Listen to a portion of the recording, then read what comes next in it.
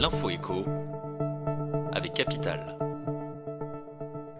Le coup de gueule du jour peut être poussé par plus de 200 000 retraités. Ils ont reçu en août dernier un courrier de la Caisse nationale d'assurance vieillesse leur réclamant de rembourser un trop-perçu.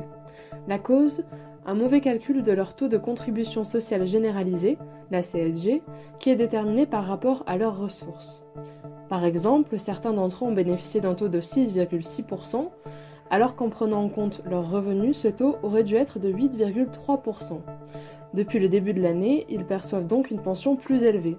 Ce montant versé en trop doit maintenant être remboursé, ce que dénonce le syndicat Force ouvrière. Ce dernier juge qu'il s'agit d'une erreur de l'administration dont le prix ne doit pas être payé par les retraités. Le chiffre du jour, 16,9%, c'est la proportion des emprunteurs passant par le courtier meilleur taux, ayant décroché un crédit immobilier tout en dépassant la règle d'endettement de 33%.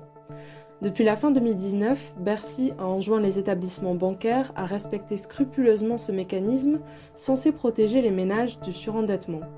Les emprunteurs ont donc interdiction de consacrer plus d'un tiers de leurs revenus nets au remboursement de leurs mensualités. Mais certains privilégiés atteignent ainsi 35% d'endettement et même 39% dans des cas très rares.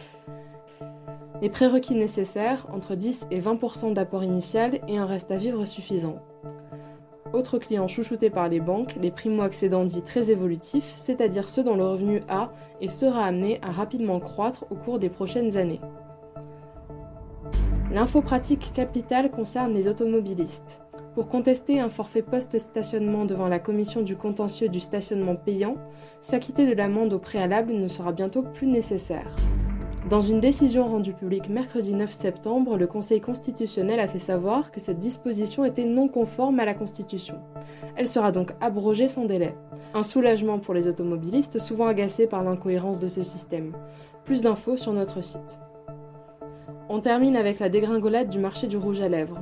En raison du port du masque obligatoire, les femmes sont de moins en moins nombreuses à mettre du rouge à lèvres, et cela se ressent dans les chiffres de vente. Elles ont chuté de 53% en l'espace de 6 mois. Le confinement avait été une période particulièrement difficile puisque les ventes avaient chuté de 75%.